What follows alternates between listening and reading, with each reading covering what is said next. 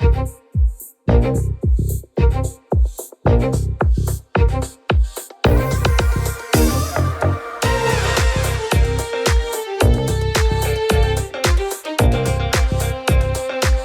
to Super Entrepreneurs Podcast. Today we have with us Mark Schaefer. How are you, Mark?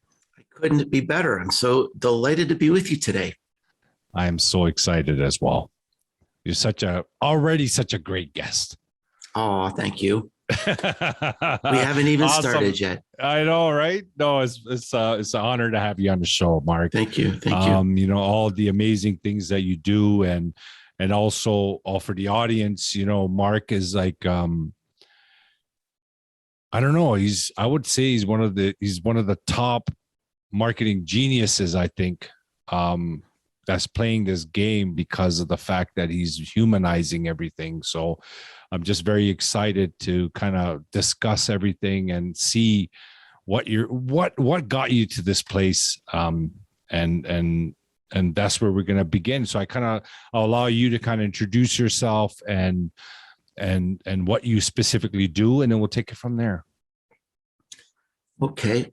Well, I do a lot, but the short version is, I think, you know, basically I'm a teacher in everything that I do. Yeah. I blog. I have a podcast. I'm a keynote speaker. I actually teach at a university. I've written 9 books. I do strategy consulting, but when you get down to it, what I'm really doing is teaching everywhere I go. And I think that's my superpower is I can take complicated ideas and distill it into an essence, into some form that people can absorb and understand and activate, simplify hopefully. It. Yeah. Well, thanks for taking my main question. Now I have nothing else to ask. No, I'm just joking. I usually it's been ask fun being with you today. Thank you for your show. I usually ask, like, you know, what's your inner superpower? You already gave it. That's wicked. That's amazing. Thank you for sharing that. I think really what I'm known for is I can see how trends come together and sort of project where we need to be next. And it took a long time for me to figure that out. You know, most people figure out what they're good at in their 20s. I was probably in the middle of my 30s when it started to dawn on me that, you know, I'd been doing some marketing jobs and that, you know, I was in the right place because I could see where these things are going to go. And then I communicate those things in an honest way. I think that's how I've earned my audience is to be unafraid, to say, this is where I think it's going to go. Maybe it's not where everybody else thinks it's going to go, but this is where I think it's going to go. And, you know, I've had a pretty good track record. Yeah. And my question is, do you ever engage your imagination when you like for you to see that future, right? The steps ahead that everybody else is having trouble seeing. Do you engage your imagination? Like, do you go there and just kind of like Albert Einstein kind of stuff? Like, do you think of it, or it just comes to you? You just take chances, testing? Well, no, I really think it through. And I'll you know, I do this all the time. It probably drives my wife crazy. Yeah. Because I'm always thinking in marketing and business terms. And for example, you know, we'll be on a trip or something and I'll see something that I don't understand. So then I start going into this little brain exercise. I'll say, okay, this is what I observed. Now, what are the possible explanations for that? What would be the advantage to that? Why would they do that? And then I'll come up with some, you know, kind of a theory as to why it would be that way. So my brain is always thinking in that way. And this is a particularly fascinating time, Shahid, because you know, everything is changing in the world. We don't really know what's going to be happening next. I think this period that we're in with the coronavirus, you know, it's not a change. It's not an aberration. It's a reset. It's a reset, really.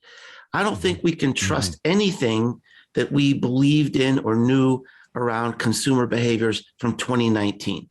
everything is new from 2020 forward. Mhm. So it's been a hard time, a sad time. But, from an academic perspective and a business perspective, it's been rather fascinating to try to think, where is this going to go? So it's been, stimulating. Yeah. Yeah. That's a good way to look at it, like a reset, Yeah. It and really is. it really is. Like, look how everything was as normal, and then all of a sudden everything is virtual. And then in virtual, now everything became normal. Like I don't know. I don't know about you, but I really like this lifestyle. Like I don't want to drive places. I want to just meet people like this, right? Definitely. How are your views on that? Do you like it like this, or? Yeah, I mean, I think, everything is being renegotiated. How we work and where we work, obviously, how we teach our children, how we commune, how we connect, how we date, how we work out. I think our relationship with food has been renegotiated. Here's a fascinating little tidbit I saw the other day, that applications to culinary schools have doubled in the last 12 months. Why? Because people started cooking and baking at home. Yes. They decided that they liked it. And now they want to start their own businesses. They found a and new haircuts. way to, haircuts, probably, for sure. For sure. Yeah. So it's going to take a decade really to see how all this stuff plays out. How our children are being socialized or not being socialized.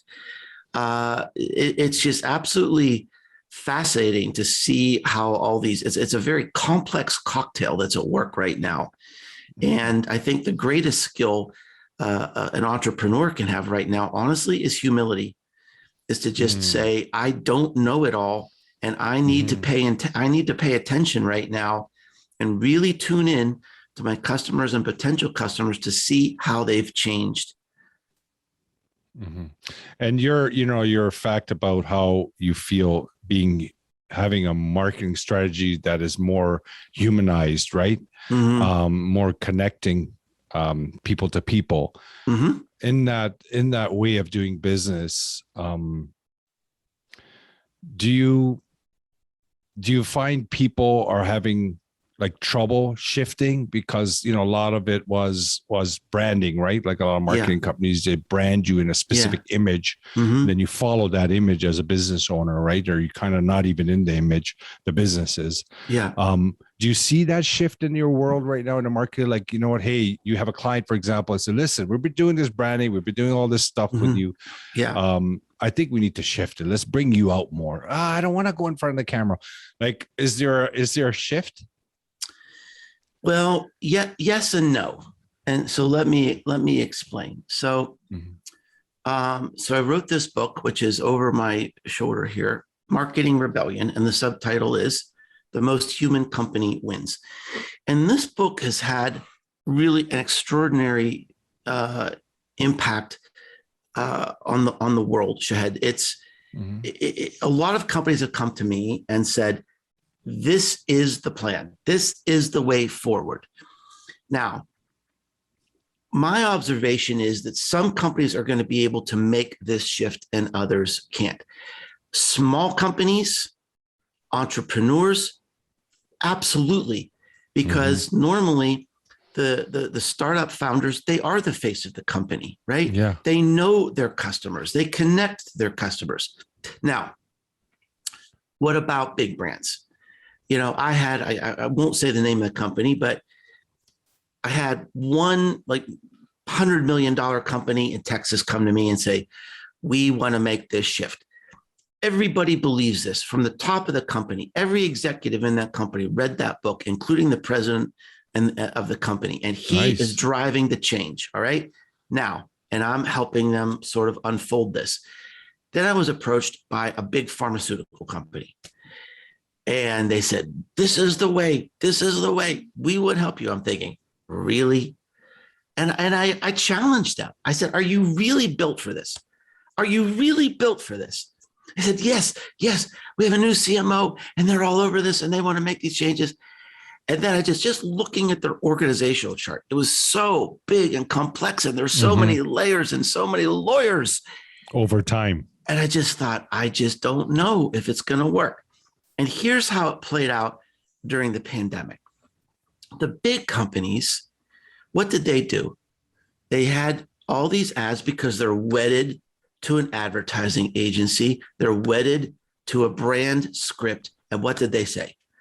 We're with you in these unprecedented times, right? And that became a joke. It became a meme. It was ridiculous. It was sort of a signature line to let people know we really don't care. We're just doing what our advertising agency tells us to do. Now, let me give you another example. There's a furniture company in Texas, and you probably read in the news early this year, we had this devastating winter storm hit America, and it blew out power lines and brought in ice in places that don't normally get that, like Texas. And the city of Houston, Texas lost power. They didn't have water. They didn't have heat. And there was a big furniture store in Texas that still had power. And they said, if you're cold, come warm yourself at our store. They brought in food. They had a play area for the children. They had 500 people a night sleep in the store. Now, you might be thinking, what does that have to do with marketing? But what is marketing? Marketing, this human-centered marketing that I advocate, it's about creating this emotional connection between what you do and your audience. And I can guarantee you there's nobody in the city of Houston, Texas, that will ever buy furniture from anybody again other than this man. Because instead of just saying, I'm with you in these unprecedented times, he said, if you're cold, come warm yourself. If you're hungry, I will feed you. That's what a friend does. When we treat customers like friends, it's not just an opportunity to create an emotional attachment. It's an opportunity to become legendary.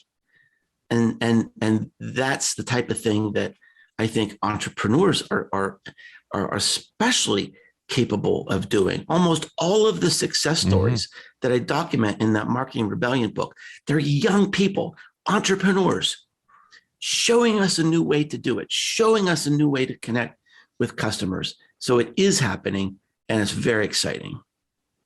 And I think the main reason for the Clubhouse app, I'm sure you heard of it. So I think that's the main reason for its success too, right? Because it brought people down to that level. You're connecting. Well, I think Clubhouse was there. It was the right place at the right time. You know, people were isolated. They were lonely. They had a lot of time on their hands because they were unemployed or underemployed. You know, I know America and Canada had similar stories there when we were going through our lockdowns.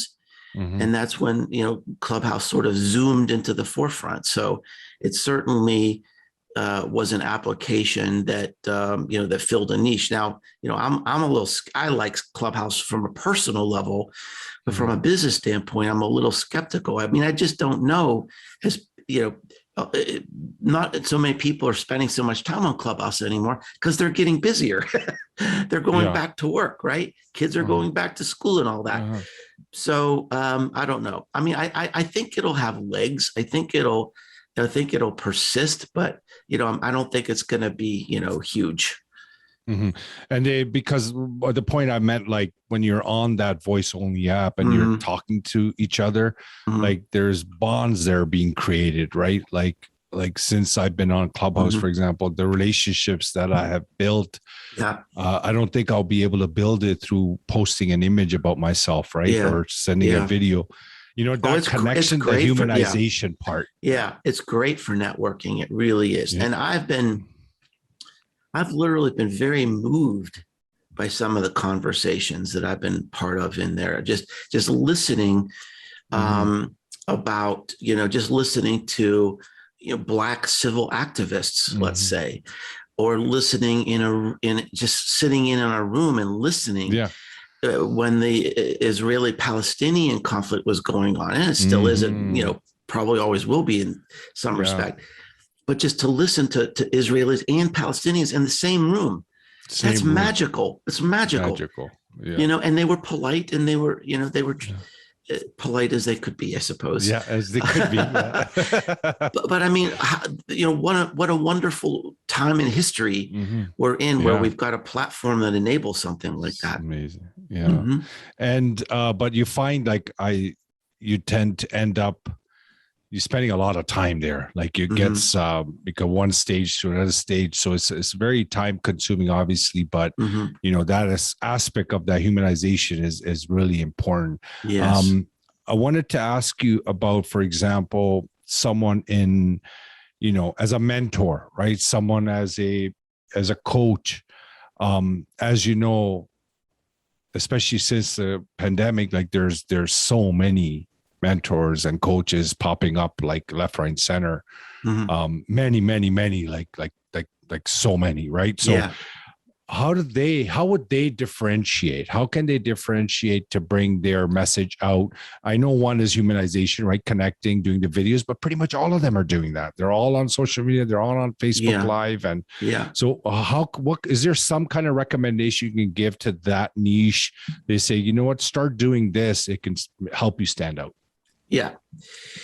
Well, there's two recommendations that are, and I've actually studied this a lot. I've written extensively. You study about everything in marketing. Well, I don't study I study the things that are interesting to me, and this is. I would say that over the last decade, really, the trajectory of my career has been figuring out how do we stand out? How do we become the signal in this world of noise? So, and that really started, I wrote the first book on influence marketing back in 2012, where I sort of projected that the power is shifting from big media companies to individuals.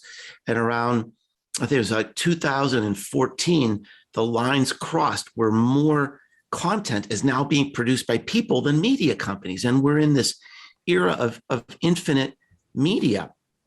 Now, in this era of infinite media, how do we stand out? So then I wrote this book, Known, about how do we build this personal brand. And a key part of that, to answer your question, is we have to focus on, and this is harder than it sounds, what do we want to be known for? And it's not necessarily your passion, because maybe nobody cares about your passion, right? But it has to be a sustainable interest, right? You have to build on some competency, some advantage that you have. Now, what's the next step? You need to combine this initial advantage, and it could be anything. It could be insight, it could be education, it could be connections, it could be some advantage that you have. How do you combine that with some shift going on in the world? Now, that's where some people are dropping the ball, right? They say, I want to be a coach because I love people or whatever. Well, who cares? Everybody loves people. But how are you relevant right now? I don't need a 2-year plan. I don't need a 5-year plan. How are you relevant right now in this moment? Now, let me give you a little example from my own personal life, just to kind of illustrate how this works. So when the pandemic hit, I got sick. My wife got sick. I got sick. I was very sick. I'm sorry. I'm sorry to hear that. I hope you're okay. I was sick for a month. I was sick for a month. My business crashed. All my speaking engagements were canceled. My consulting engagements were canceled. My college classes were canceled. My book sales dropped. And I went through a real period of disorientation. It was a bad time. I went through this period of disorientation. What do I do? Where do I fit? So then I thought, okay, what is my core competency? It's exactly what I explained to you at the beginning of the program. I can take complicated concepts and explain them in an accessible way that people can use, internalize, and activate. But what I realized is that I needed to teach something else now. People didn't need to hear about marketing. People needed to hear, how do we get through this thing? How do we fight to the other side? How do we handle anxiety, disorientation? How do we handle when we don't know when this is going to end? We don't know what's going to be next. I completely pivoted my content, started teaching about something else. Traffic to my website doubled. Some people said this was the most helpful content they saw during the pandemic. I took all this content, forged it into an ebook called Fight to the Other Side, gave it away for free. The last page in the book was, if you like this content, think how much you're going to like a little talk I put together called Fight to the Other Side. If you need inspiration for your executive Zoom meeting, let me know. 15 minutes, 30 minutes, whatever you need, one small price, invite me to your meeting. Boom. By July, August, I was having record months. Now, what I was doing was I was taking this advantage that I had. I can teach and explain things in an inspirational way and a meaningful way. And I was hitting a fracture in the status quo. People were in boring Zoom meetings. They needed inspiration. They needed a spark. They needed a light, right? So that's what I went through. That was this fracture in the status quo. Now, it didn't last forever. We don't want it to last forever. But that's how I pursued a business opportunity in that moment. Now, we are in the biggest fracture of a status quo in the history of the human race, this pandemic. Everything is changing. Everything is being reimagined and reinvented. That's why we have so many startups right now. But it's not just having an idea and then announcing it to the world. You have to define, why am I relevant to you right now? And then look for the next one, look for the next one. And these ideas are bombarding us. These little statistics are bombarding us all the time. Here's just a little one. Maybe it'll connect with somebody in your audience. This is amazing. Before the pandemic, 20% of Americans said they suffered from chronic sleep problems. Mm-hmm. Today, that number is 60%. That is a shift. That is a significant shift. What do these people need? 60% of our employees are tired and irritable. 60% of our customers are sleep deprived. 60% of our family members and people in our community are sleep deprived. What is the world going to need? If I'm an entrepreneur, what are these people going to need? Are they going to need some sort of sleep aids? Are they going to need some sort of comfort? Are they going to need some sort of stress management? This is a huge new opportunity. It's not one for me. I'm not in that kind of a business. Long term, how's this going to show up in terms of chronic health problems? Lack of sleep can lead to heart disease. It can lead to diabetes. What is going to be happening here? Are people going to need relationship counseling, family counseling? So it's just being aware of how the world is changing and saying, this is where I'm going to be right now. This is how I'm going to be relevant right now. And that is the difference. That is the difference, Shahed, between, all these coaches just showing up and really being relevant and successful. That is such gold you just shared. Thank you. That is, that just got me going, got me thinking, because it's, we're always trying to figure out, what are we going to do next month? What's 3 months from now and everything. But having the realization that how are we relevant now, like immediately, and create a strategy around it. Right now, we don't know what 3 months is going to be like. Nowadays. Yeah, you have no idea. Mhm. You have no idea. For what would you recommend as your, for example, like your top three in the same situation, same type of people? What would be, or the same type of business, I guess, or industry? What would be your top three social media recommendations that they should do on a consistent basis? Well, once you really define what you need to be, what you want to be known for, and how you're going to be relevant, then I can't emphasize enough how important it is to be methodical and systematic about building your personal brand. Increasingly, the personal brand is the brand. We don't trust companies. We don't trust advertising. We don't trust marketing messaging. We trust each other. We trust our friends. We trust our neighbors. By the way, we also trust technical experts, founders, and entrepreneurs.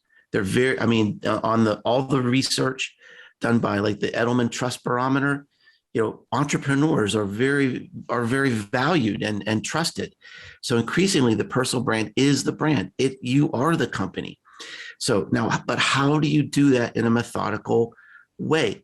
And we talked about this idea of really being mindful about what you want to be known for. What really fuels that is content. So I'm going to answer your question in sort of a different way. Yeah. I see social media as the distribution system. It's like the trucks taking the product to market. And really, to build a personal brand, it's not complicated and it's not overwhelming. You have 4 choices. You have to create content consistently in one of 4 ways. You need to write it. You need to record it, like a video series on YouTube. You need to do an audio series, like a podcast, like you're doing right now, or you need to create relevant and meaningful visual content, like something you'd put on Instagram or Pinterest. And if you're an entrepreneur, a small business, you pick just one, because you've got to be great. It's hard to be great in 10 places. Now, once you have something that's written, once you have a podcast or a blog, now you can take that blog, you have it on your website, you can post it on LinkedIn, you can post it on Twitter, you can put it on Medium, you can, you use social media as the distribution channel, right? So it's really about consistency, creating consistent, human, helpful content that has, some personality, some voice, and doing it every week, week in, week out, without end. I mean, my content choice when I started out was blogging. I blogged 650 weeks in a row without missing. At least one, usually 2 blog posts a week for 650 straight weeks.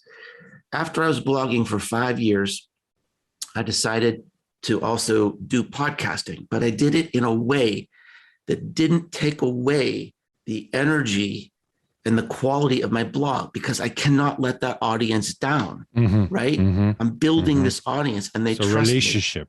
Me. Yeah. Now I'm in the 9th year of my podcast, right? So there's no such thing as an overnight success. I mean, it takes months and months and months, maybe even years. And if someone really wants to know the pattern to do it, I do recommend that book Known that I wrote about personal branding. I mean, it took 2 years of research and writing to produce that book, and I nailed it. I mean, it really works. So, and it talks about the consistency. There's lots of exercises in there about how do you figure out what you want to be known for and how you want to show up and where you want to show up. How do you develop an audience that's going to mean something, not just a social media audience. Yeah. They're not going to buy anything from you. How do you people? Yeah, right. How do you build those relationships that can help you make your dreams come true? So that's kind of a weird answer. That social media it's just a distribution channel. Just a channel. It's the channel. Just like another medium. But what you really need to focus on is the fuel. And that's one consistent, meaningful type of content. Yeah, we do. We have that FOMO, right? Fear of missing out. So people, one new thing, the other new thing, they keep going. They end up with many channels, right?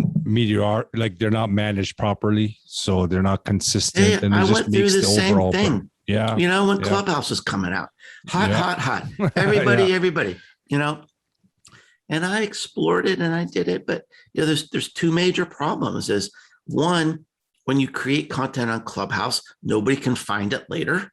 No. And number two, it just takes a tremendous amount of time. Oh my God. So you're spending a lot of time creating content nobody can find. That's a problem. Now, as you said, very keenly and wisely, it's a great place for networking. It's a great way for building connections. And but it didn't fit for me.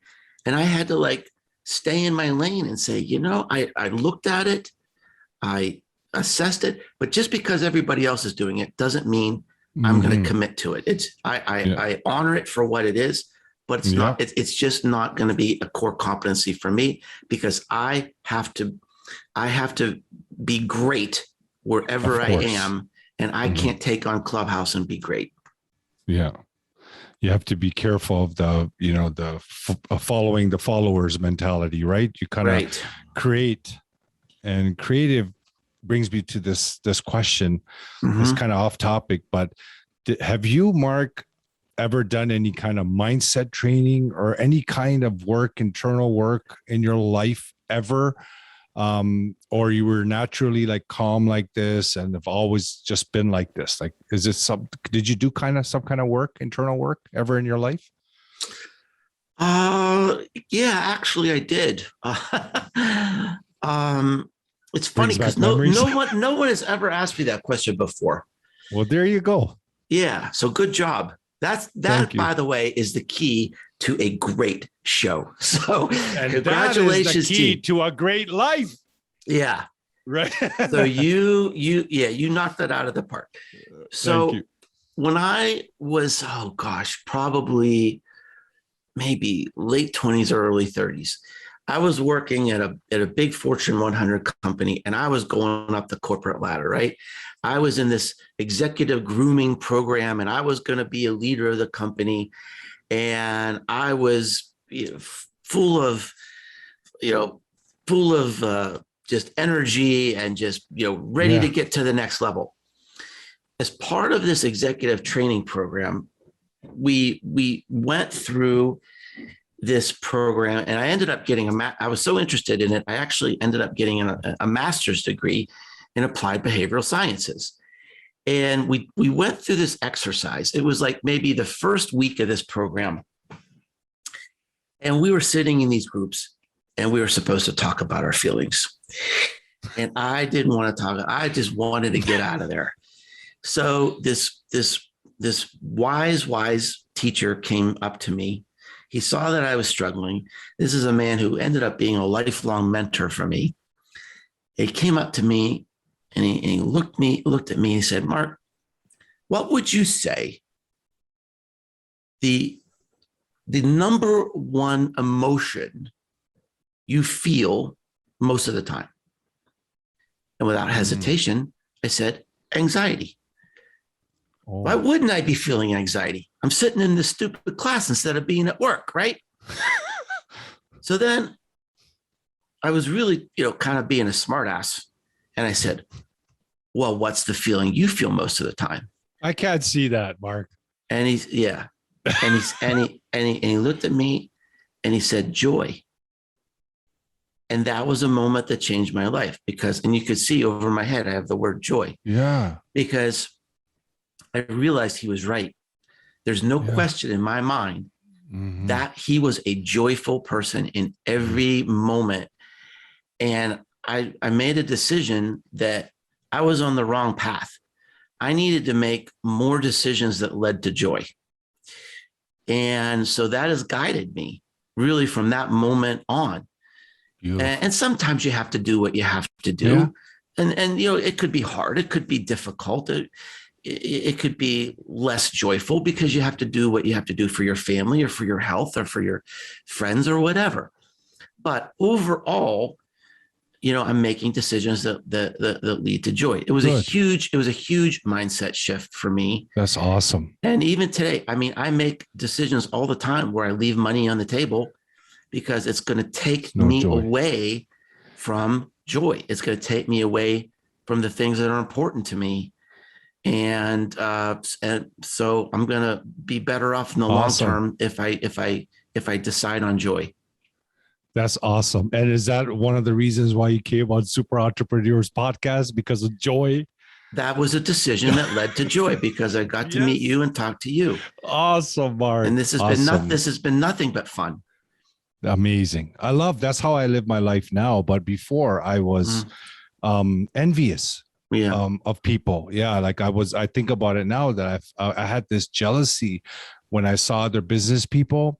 I wasn't very common, but I would find one or two that were just doing very well, but they're very happy, very joyful, very enthusiastic, and I'm like, what the heck is going on? I feel frustrated, like I'm like feeling weird about why is this guy so like, what's going on? But I couldn't really figure out what that was until recently. But COVID was a blessing for me. But yeah, like this joy is everything. And that person, what he said that to you, I can see every reason why that has shifted your life, because why are you going to do something that there's no joy in it? Because money is just a tool. Money's going to come to you somehow, and if you're taking a decision based on money, I don't know how it ends up, right? So, well, you need some money, but money's good, but I'm saying but probably less than you really, that you really. But you need to be happy, right?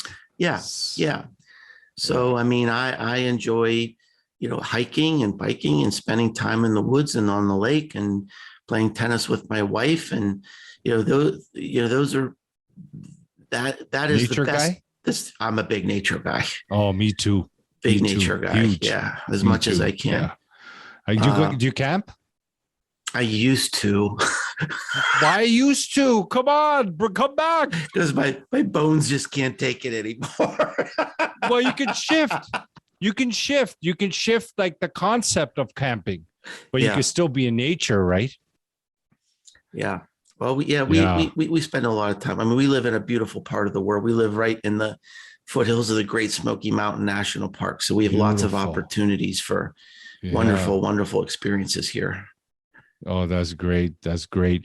One more question, and then sure, I'll let you go. But the last question I want to know is, what would be your top one idea for an entrepreneur to connect human to human, to connect more? Like the one thing, if they focus on, like you have that principle of don't do too many things, right? So if that one thing that you can give them, say, you know what, just do this, focus on this, and you'll build better relationships, better long term.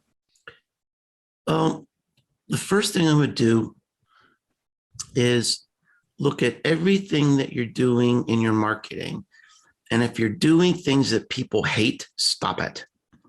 Because that's not human. That's not what we do. So if you're spamming them, if you're annoying them, if you're doing, robocalls or any of these practices that people just hate, stop it. And then really get out there and listen to your customers and find out what they need and what they love. And the core idea behind all of this is that the customer is the marketer. That's who we believe. They're not going to believe you.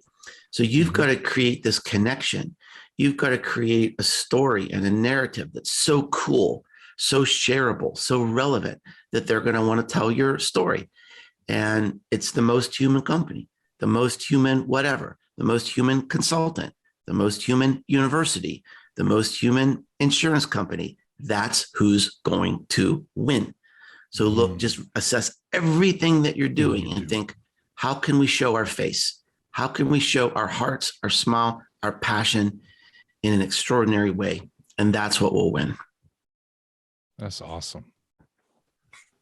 It's emotional, but that's what people want. They want to connect with people. That's what we've beautiful. always wanted.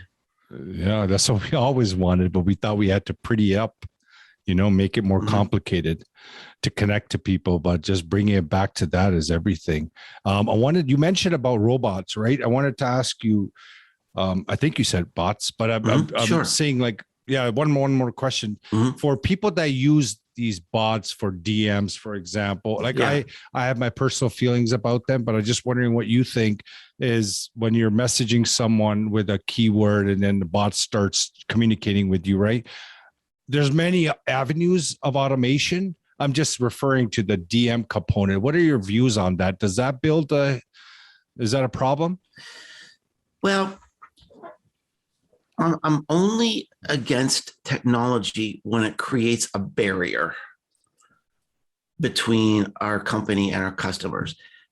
Automation can tear down barriers like you and I are doing right now. We're recording this, but we're seeing each other on Zoom. So we can see our faces and we can see our countenance and you can hear the passion in my voice. That's amazing. What a cool opportunity. So yay for technology. But when we use technology in a way that abuses customers or annoys customers, then that is a road to disaster. And it might be easy and it might be cheap and it might be intoxicating because we can reach 99,000 people for, $2 or something. But if we're annoying most of them, then it really isn't worth it. We're destroying our brand. So, bots are fine if they can make your company more human, if they can make you more accessible, if you can solve problems easier. But if you're using it to interrupt and annoy people, like a lot of people are doing on LinkedIn, by the way, then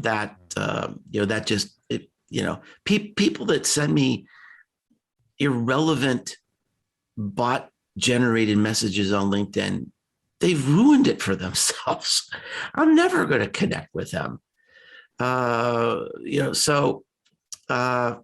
DM, but for the DM, for example, Instagram, right? So, because their reasoning for entrepreneur, for example, that they have too many people sending messages on a daily basis. Yeah. So if they're getting 500 messages a day, it's impossible for them to respond. So they put in a bot.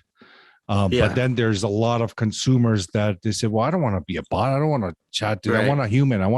Right. So that part. Well, I think, as a brand grows and celebrity grows, there is an opportunity to automate some. But, I want to tell you something so I've got, tens of thousands of people who follow me around the world that read my blog and listen to my podcast and read my books. I think on Twitter, I have, I don't know, maybe 180,000 followers or something like that. I interact personally every single day. It doesn't take me that long. If someone asks me a question on a tweet or sends a message to me on Instagram, I respond back. It may take 20 or 30 minutes a day. Now, maybe someday I would get to a point where there's millions of people, but, I would point to someone like the artist Taylor Swift, who has 5 million followers on Twitter, and she still finds a way to send Christmas presents to some of her biggest fans. Right. Mm-hmm. So, maybe you can communicate with everybody, or maybe you're in a big stadium, like a rock concert, and you can only slap the hands of the people in the front row. Yeah. But you can still send that message that it's me and I'm communicating in a human way as best as I can. And honestly, it doesn't take that long. I think people overthink automation. Let me give you. I hope we're not going over time, but let me just give you one. Let me give you one. This is a beautiful example. I love this. I went to a car dealership, right, and I was really, really busy. I had one day I needed to trade out my car and get this new lease, and I went online. I found exactly the car I wanted. So I go to this BMW dealership, and I exchanged all these emails with a salesperson. He said, yes, Mr. Schaefer, I'll be there at 9 a.m. on Tuesday morning. And I got there, he wasn't there. And I waited and I waited and I waited. And finally, 30 minutes later, I said, where is this guy?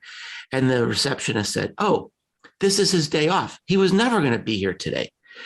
And I said, but he was sending me all these emails. She said, oh, that was our automation. That was our automation bot. Huh. He never sent these emails.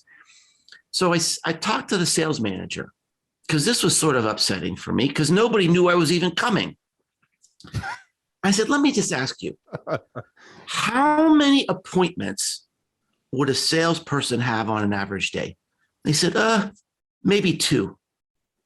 Now, do you need to automate that, or is that just crazy?